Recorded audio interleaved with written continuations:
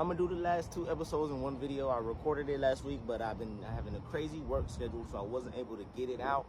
But I'm here now, and let's talk about it. Episode 6 review, The Acolyte. You know, obviously they couldn't keep going with the action that we saw in episode 5, which is okay. You know, I'm not mad about it. Obviously, that's how stories work. You know, they get to a high, and then they, have to drop down a little bit before they get back to another high. So that's okay. I think that this episode is gonna obviously set up the rest of the season, but I also think that from this point on, we're really going to see where this story fits into the universe of Star Wars as a whole. And what I mean by that is, for example, the Green Lady, she already, like I said, I already got a bad feeling about her. But the Green Lady, she was already on Master Soul's head about his, emotional attachment to Osha and to just the situation involving Osha and May to begin with. You take what happened, a massacre. And what did I don't know if that was her Padawan or just any Padawan, but what did the guy say? He said only Master Soul has the power to kill this many Jedi or on this scale or something to that extent. How did she respond? Oh, that's a big accusation. But we all know that she was thinking it too, especially because he sent the distress call. But right as they responded to the distress call, we saw him leave. There's no Master Soul, there's no May, there's no Osha. But you got all these bodies, which they didn't even have to show. We already knew they was dead. They didn't have to show the bodies again. But you have all these bodies, and no master, no criminal, no civilian. So it's not necessarily looking too good for Master Soul. So I definitely think that the Green Lady is going to try to, frame him for this. And what people are saying on the internet, Instagram and Reddit, I think it's true. We're going to see the cover-up. We all know the Ki-Adi-Mundi line, the Sith has been extinct for millennia. I think that she right here is going to show us that, her actions led to them believing that the Sith were extinct. On the flip side, I do think that going back to episode 5, what Smilo Ren said about himself, you all will call me a Sith. I don't think that he's calling himself a Sith, but I think that, since he's not calling himself a Sith, it's also kind of like a double-edged sword here, where it's kind of like, there technically were no Sith, especially since he has revealed to us that he's a fallen Jedi. And this is just something me personally, fallen Jedi or people who have left the Order are my favorite characters. So I'm really interested to see more about his backstory. So I'm interested to see where they take Smilo Ren's story. Talking about what they showed us with Smilo Ren, I'm interested. I think that, I think what he said is true. He's looking for a student. He's looking to, instruct somebody in the ways of the Force in what he feels to be the most natural way of using the Force. Because what did he tell her? He said, the Jedi make you believe that there's only one way to access the power of the Force. And, he says that he wants to show her, how to tap into the power that's already hers. There was a mention of like the rule of 2 or the power of 2. I wouldn't say the rule of 2. I do not want y'all to come for me and say that's not what he said. He talked about the power of 2. And, that was the sisters thing, blah, blah, blah, whatever, their little handshake thing, right? But that also reminds me of, 7, 8, and 9 with this dyad between Rey and Ben Solo, because he was no longer Kylo Ren when that happened. I think they're trying to set up, these principles in the Force that they've already introduced, but they're trying to give them more, credibility right now. I do think that they're going back and trying to, retcon what they gave us so that people can be like, oh, okay, I guess this makes sense. But neither here nor there. Back to the story itself. I think that the way that he was interacting with her definitely was like you know, a master and apprentice in a sense that, hey, like, choose to do what you want to do. But I can show you a way, or you can choose your own way. You choose. And I think that, you know, him giving her the choice to do everything, choice to follow him. You can choose to swim to the ship and leave, or you can come in here to stay tonight and eat some dinner. You can choose to stay there, or you can choose to, you know, put on the mask and you know, feel things through the Force again. And that's how the episode ended. You know, her putting on the mask, and they gave us the breathing, which I thought was kind of eerie. I was like, why are they giving us kind of like a Vader breathing scene? But I don't know. Who knows, right? I really just think that, you know, Smilo Ren is, you know, he really is like a Count Dooku character in a sense. Like, you know, the Jedi are corrupt. I don't necessarily want to be a Sith. Even though Count Dooku was officially a Sith, he had a Darth name. But I do think that, especially if y'all read the Count Dooku book, I'm in the process of reading that. Review coming soon on that. But if you know, Count Dooku didn't necessarily want to be a Sith. Count Dooku didn't necessarily want to be evil. And I think that's the same with this guy. Also, everybody's talking about it, and I agree.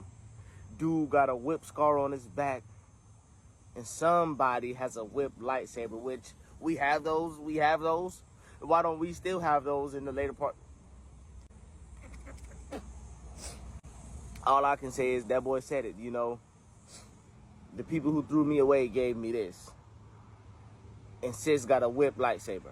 Alright. Am I the only one that thought that Smilo Ren and Osha was gonna kiss? I was like, dang, bro, like, that boy talk about desire, and I thought it was from the kids, no cap. I was gonna say Star Wars, like, okay, y'all boys getting PG-13.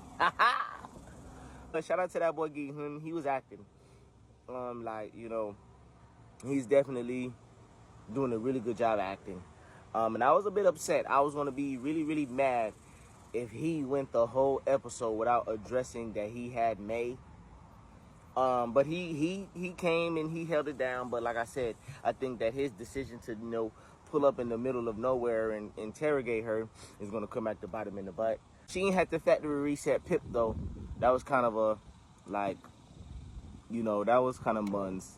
But again, you know, she didn't, I don't think that she thought that all the way through. She didn't know nothing about what Osha had been doing. So, you know, like when he was like, you want to go take a look? She was like, oh Lord, you know, so she didn't think that all the way through. And I'm so glad that, you know, Master Soul was able to, you know, get her and you know, put her in a position of like, I know that you're not the real one. I really think that, you know, we're going to get into some philosophical stuff when it comes to, you know, being a light side user and a dark side user, or the difference in between the two.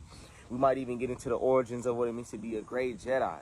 You know, give me Ahsoka, give me Qui-Gon, give me things that I want to see. Give me, you know, new evolutions in the story. I actually went back and re-watched some of 7, 8, and 9. And I do kind of take on the theory. I do kind of believe the theory that Bro in some ways might be connected to the Knights of Ren simply because of the way that he reconstructed the helmet. When they show him reconstructed the helmet, you can see like the glue or whatever sticking out from the sides. That reminds me of in 9 when Kylo Ren put his helmet back together, you can see the glue in the cracks of when he broke it in 8. So I do think that there's some similarities there. You know, Kylo Ren uses his force power in a very erratic and, you know, untamed way. So who knows?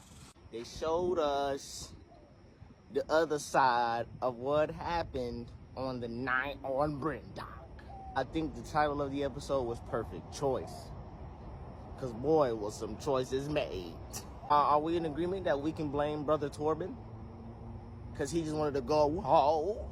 Obviously, we can't always put it all on him. But the escalation of the event, or of the events that led to, you know, just, you know, Osha going and joining the Jedi definitely has to do with the impulsiveness, the whininess of Padawan Torben. Because the only person that was, you know, moving with logic on the Jedi side was Indara, Trinity, So shout out to her. You know, I'm really glad that they didn't just, you know, one off her in that first episode, because y'all know I was mad about that at the beginning. But they really, you know, she was moving with logic. And even Brother Soul, even my boy Gi-hun was not, you know, moving in the most logical Jedi way. But I told y'all that I felt like the role of attachment in this show was going to come back to bite them in the booty, and it absolutely did. Because I saw something on Reddit, and it's like, you know, with what they said about the midichlorians, that they had identical, that it was like two souls split into one body. I think we're kind of getting into, like, I wouldn't say the origins of the dyad in the Force, but it's kind of like that. It's kind of like this dyad thing. It's more, you know what I'm saying? And whether Gi-hun was trying to force it and make his own, or, you know what I'm saying, force the connection and forge his own path in the Force, or Osha actually, you know, was supposed to be drawn to him in the Force. I do think that, you know, Osha was the sister, good Amanda Stenberg. You know, she was the one that was, you know, more light heavy, and May was the one that was more dark heavy. Because when Mother Coral told her, hey, you don't want your sister to leave? Don't let her leave. You know, she was really hyped up by that, you know, that darkness, that fire, right?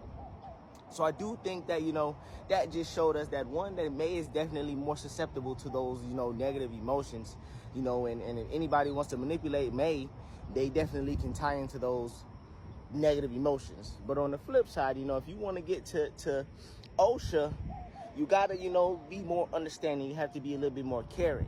And it shows me, going back to last week's episode, that my boy Smilo Ren, he might actually be the better suited master for her than Mr. Soul, because, you know, he's showing her a little bit more care. Something else I do want to kind of necessarily make note of is that, again, I thought it was kind of like my boy was playing along with it when he was calling May Osha when they were on a ship. But I do think that he actually cannot distinguish between the two, other than when their actions are on display.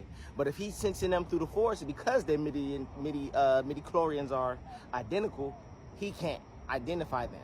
And I think that that's kind of a problem for him. I think that's kind of what the green ball head whip lightsaber lady, I think that was kind of, she was trying to get at, you know. Or even in Dara, you know, she was trying to, like, say, hey, man, you just got too much attachment. But I don't know. Choices was made. Like, when he had them both and he decided to let May fall to save Osha, I was like, wow.